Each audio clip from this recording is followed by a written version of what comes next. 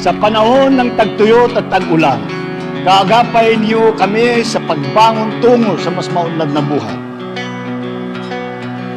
Sa inyong suporta, mga dasal, at patuloy na pagkakaisa, matutupad po natin lahat ng ating pangarap. Ito po ang talagang gusto ng ating mahal na Pangulo. Ayaw niya may nalulungkot o may nahihirapan o may nagugutom na Pilipino. Para sa tago na magtatagumpay tayo na isulong ang malawakang pagbabago sa buong Mindanao at sa buong Pilipinas. Tara na sa bagong Pilipinas!